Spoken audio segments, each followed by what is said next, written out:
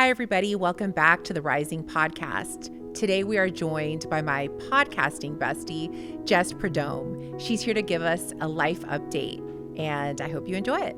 I am so excited to be here, Janel. I am so happy this worked out. So for those who are listening, Janel just hit me up maybe 2 hours ago. Yeah. I sent the text and you answered, which was crazy to me. I said, she's not going to answer. And first of all, why would you think I would answer? I will always answer you. And I was on your mind. You were on mine because you kind of, went quiet. And I was wondering where you were. And you popped up today. And I said, okay, goodness, she's alive.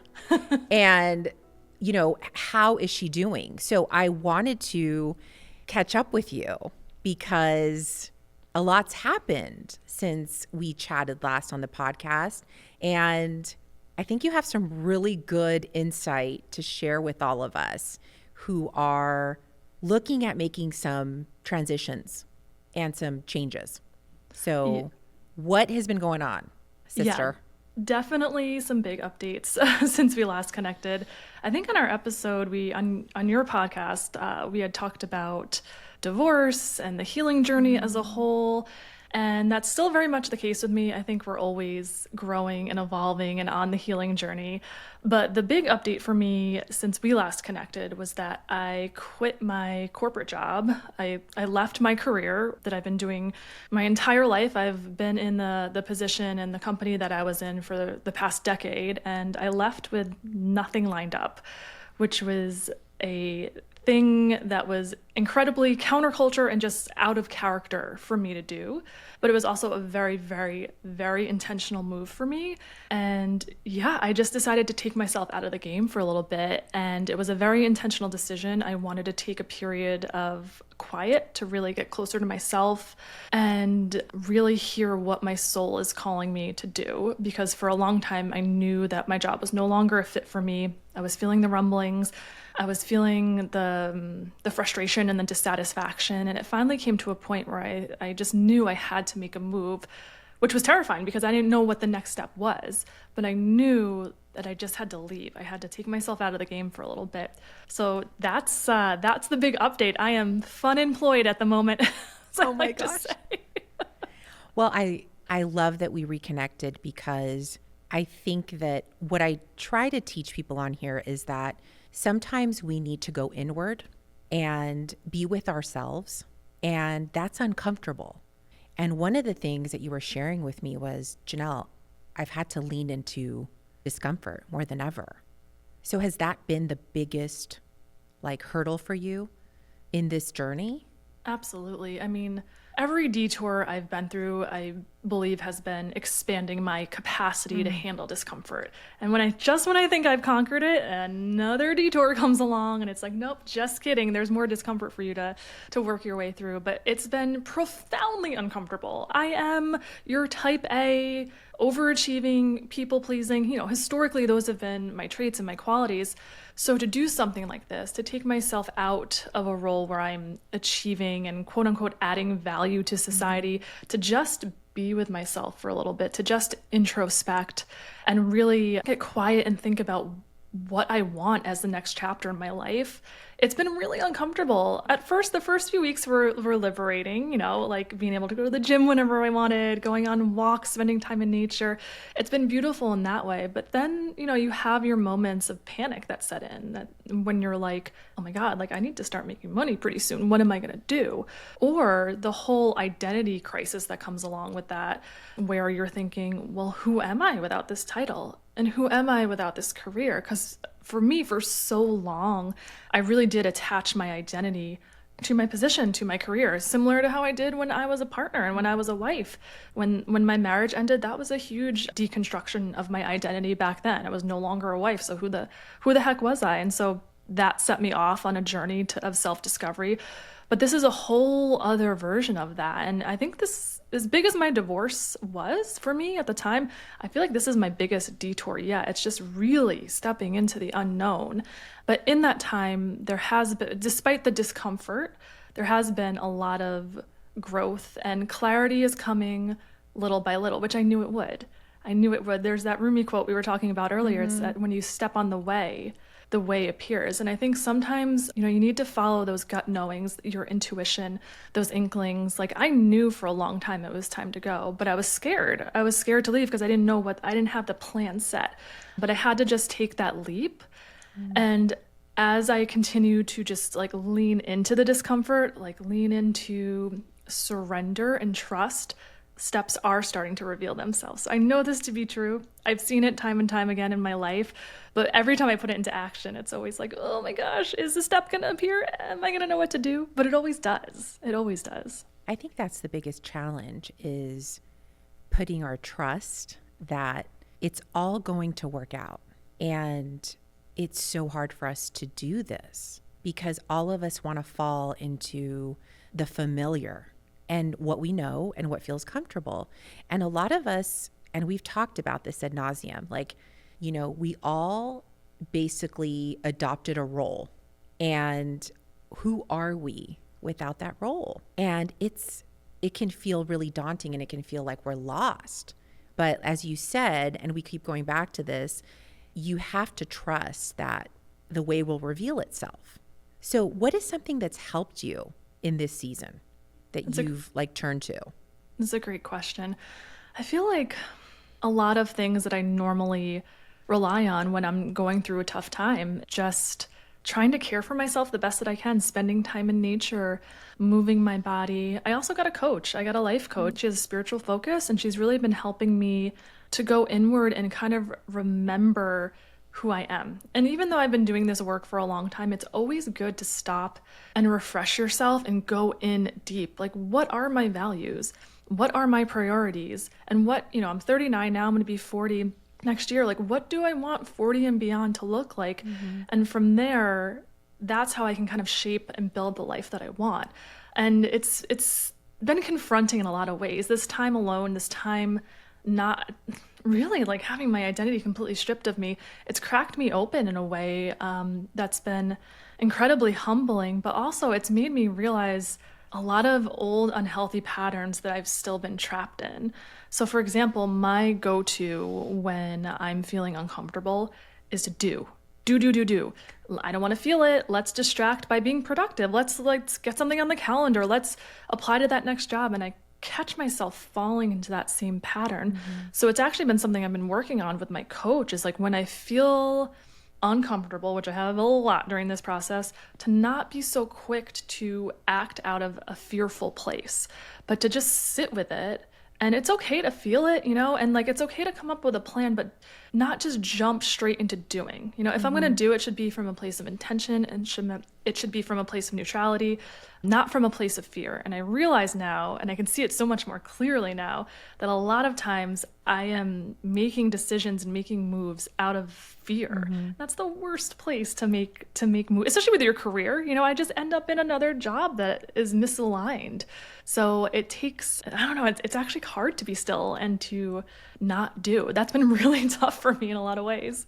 Well, Blaise Pascal, he has this famous quote that says, all of humanity's problems stem from man not being able to basically sit alone with himself and just be, because we are such a doing culture, right? And I just had someone on that, she was talking about hustle culture, how this is just how we're used to operating. So if you take a moment to pause, you're kind of seen as lazy, right? Exactly. Or you don't want to be viewed as non-productive, right? But what if a season in our life is calling us to just be? And could we allow ourselves that freedom, right?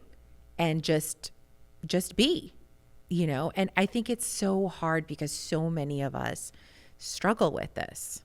And we were talking earlier about how I've been focusing a lot about freedom, right? Freedom to live the life that you want to live.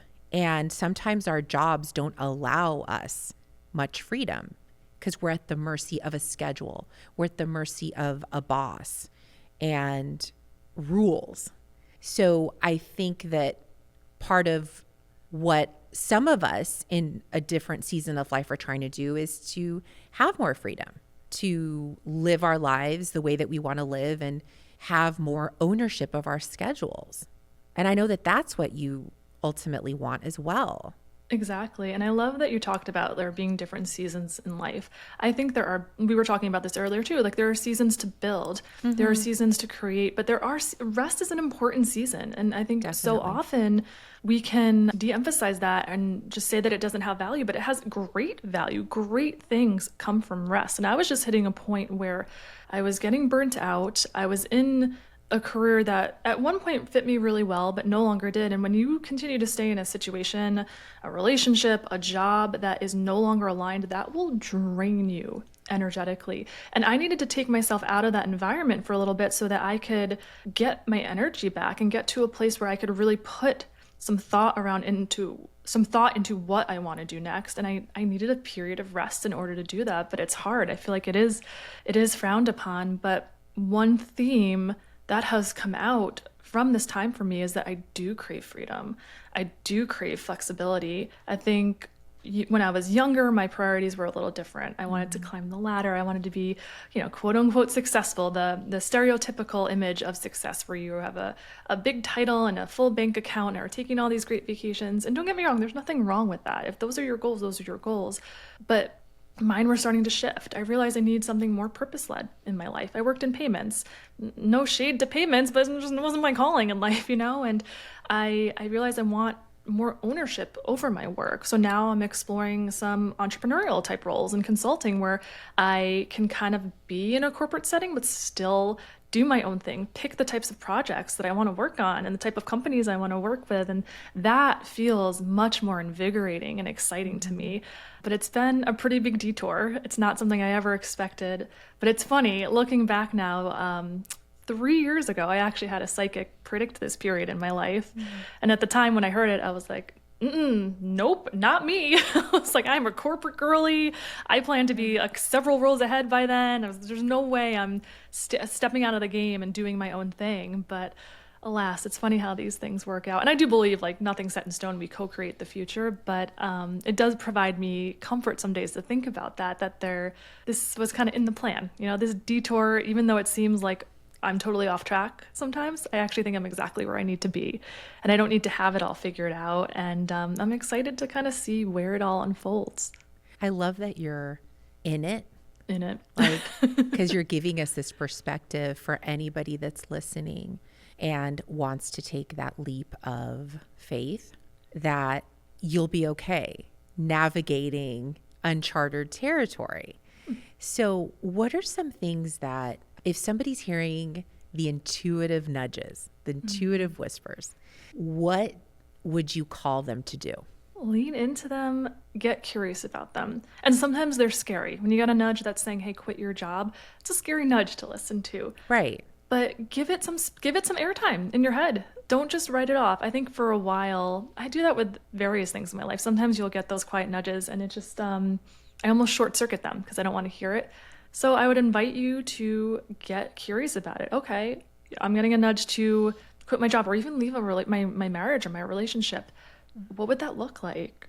What would that feel like? Like, explore where it's taking you. And when fear comes up, like something my coach was working on with me is like, okay, go to the worst case scenario. Like say you run out of all your money in 6 months. Then what? And then you get to that and then what? And it actually ends up, once you kind of go to those worst places, like it ends up not being as scary as you built it up to be.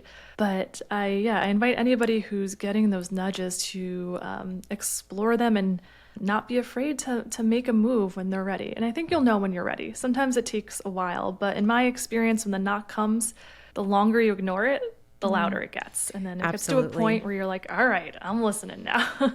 Well, and we always said that, like you and I've talked about it before, if you don't follow the small nudges, like the universe will slap you upside the head and tell you, okay, like I'm just going to make the decision for you.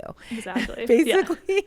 Yeah. Or it's going to be really bad. Yeah. Like we're easing you into this, in a way. And if you can do this, slowly but gradual and just exploring, like maybe it's going to take you, really being with yourself, like you said, and quieting the outside noise, because that's so hard to do. Because I often say we Netflix and numb, or we TV and numb, or we we scroll and numb. Like we're just kind of avoiding looking at our reality. Yeah. Right.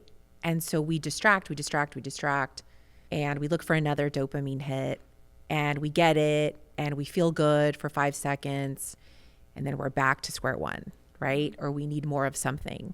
So it's like a never ending cycle. So sometimes it does take being uncomfortable, getting still, like listening to those intuitive nudges to basically make the next move, essentially. Exactly. So this is great. I mean, I feel like I love that you're putting more trust in what life is showing you. And you may not see it immediately, but you're open. I am. And I'm starting to see little glimpses of what the future is going to shake out to be. And I'm excited. I'm not going to lie. But I will say for several months there, I didn't. And it's really hard and it's really scary. So for anybody who is in the thick of it right now, I just want to normalize those moments of losing faith. Because right now, you're catching me on a good day. You could have caught me a couple weeks ago on a bad day, and I might sound very different from the way I am right now. And I, as a spiritual person and somebody who has a lot of faith, I still have my moments where I human real hard, and I just forget that, like, I'm being divinely guided, and there's always help, but I have my days where I just can't see the light, and it's hard. And one piece of advice I will give is to make sure that you have people in your life, be it a therapist, a mentor, a coach, or just friends who, when you have those days and you can't see the light, they're going to remind you of your faith. Because I do lose my faith in moments. And just people to remind you that, you know what, this is the journey. And sometimes it's really dark and sometimes it's really hard, but it is always shaping you and helping to change you, and almost like you're going to alchemize all this darkness and pain into something beautiful. And it's just wonderful when you have those people in your circle, on your team, when you're going through days like that, to like pull you Absolutely, out. 100%. And like, you have to surround yourself with people that will be able to, if not just be there, just to listen, to guide you or to give you that uplifting message you need for that day. We need to be around those people. And I know you've been there for me. We've sent voice notes, texts, like, keep going, or like, the journey's long. And so you need to like pick up people on your path that are really going to be there to champion you when, so many aren't, right? And we just need to keep going. And it's so interesting because we always think there's one path, right? Or there's one way to get to what we want. But as you and I are learning, there's multiple paths, and things reveal themselves along the way that we had no idea about. There are things that are popping up in my life that I'm like, I just never thought of that. Yeah. Or I never thought that would be a way to that. Exactly. Or I'll surprise myself and go like, I didn't know that I was capable of that. Or, an opportunity comes up and I'm like, but that was never something that I sought out directly. But things kind of start coming to you. But I think that the key is to try, because this is tough, is to try and feel good. Like feel like, I'm in a state of gratitude, right? I'm in a state of like allowing and receiving. I'm feeling good, even though there's days I can't rise. I mean, that's just the truth. I mean, my husband will go, you preach all you want to people and your followers, and today it just seems like you can't do it. And I said, yeah, because I'm human and like, it's hard. Today I don't want to really be my best self, or I don't want to feel into the elevated emotions. But if I can try to make a switch in my day, it makes such a difference. And the shift then starts attracting like more good things on that level. It really does. So I know today I did catch you on a good day. I was like, she looks great. She came from, her solitude and like showed us, her beautiful self today. that we've missed. And I said, oh my gosh, I have to talk to her Well, I and appreciate that. Thank you. see what is it, what is her, she's radiating joy today. And we got to talk to her because she's got to make time for me because we just have to get an update. So I am just so grateful for our time together, and we'll continue to have these conversations. Absolutely. And, we'll have you on again. But is there anything that you want to leave the viewers with on, taking the leap or sitting with discomfort or anything that you can encourage them? Yeah, I think it's, like you were just saying, everyone's journey is so unique. Be open to yours looking completely different than you pictured it. And it can be daunting and scary. And you might not even like the concept of it. Like when I first had that psychic reading, I was like, no way, I'm going to step out of corporate for a little bit. But it can end up being exactly where you need to be. And all these magical and amazing things can happen if you just lean into it. And I think a big part of it too is learning how to trust yourself. I thought I'd gotten that down pat, but again, being humbled here, it's just having faith that no matter what life throws at me, I'm going to figure it out and I'm going to land on my feet and I'm going to be okay. I am a 3-5 generator from human design. My life is all about trial and error and experimenting, and what a beautiful life that can be. I'm excited to one day be like 80 years old and look back on my life and see that, okay, maybe I didn't have this linear path, and maybe I got my heart broken a few times, and maybe I did a bunch of jobs and I didn't like that one, and then I found something I really loved, but I truly and fully experienced life and embraced it. And so I encourage everyone to do that, to trust yourselves, to trust the journey, and just be open to wherever life might take you. I love that, Jess. And then we're going to close with a new closing tradition I'm doing. So I have 4 principles. The R is for reflection, the I is for intention, the S is for simplicity, and the E is for enjoyment. So rise. What is one thing you do daily to reflect? I'm not always good at it daily, but lately I have been, is journaling. That's great. Journaling is the key to unlocking so many things, and free writing. So I've just been doing a ton of journaling to get closer to my heart and myself, and just seeing, sometimes it's actually surprising what comes up when you just keep writing and just allow it to come up. So that's definitely been an important tool for me on this journey to reflect. I love that. So intention. What is one intention you set for the year?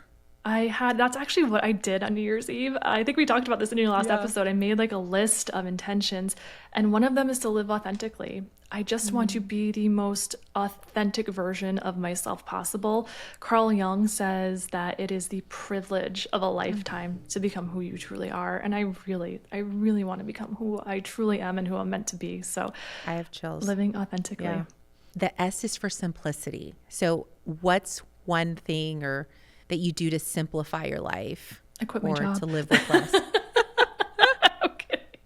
No, but I'm overall, the theme this year is do less. Okay. I think my whole life I was always the one that had to take everything on and throw this party for this person and say yes to all the events. I'm just trying to really listen to my soul and like see what lights me up, what excites me, say yes to more of those things, and then no to everything else. So do less. I love that. And then the last principle is enjoyment. So what is one thing you really enjoy doing?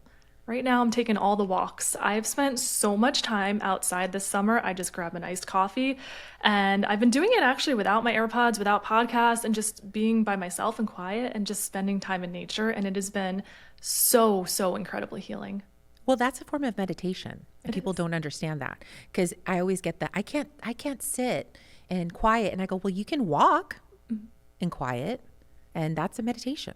It really is. And it's just, it's been a beautiful time, and I can't get enough of it. Like whenever I can, I'm like, all right, I'm just going to go for a walk today. So I encourage everybody, just go spend some time in nature. It's really healing. I love it. Well, thank you, Jess. And of course, I'm your biggest cheerleader on your journey. And I know that the next time we talk to you, just more amazing things are going to be, shared with us. And we're just so grateful to have you on. So thank you so much. Oh, thank you so much, Janelle. It's always such a pleasure to connect with you, to have these conversations, to be on your show. And everybody keeps telling me they're so curious to see how things turn out. Me too. I'm curious how things turn out for me too. So I can't wait to be back on and share once all the dust settles. All good things. All good things.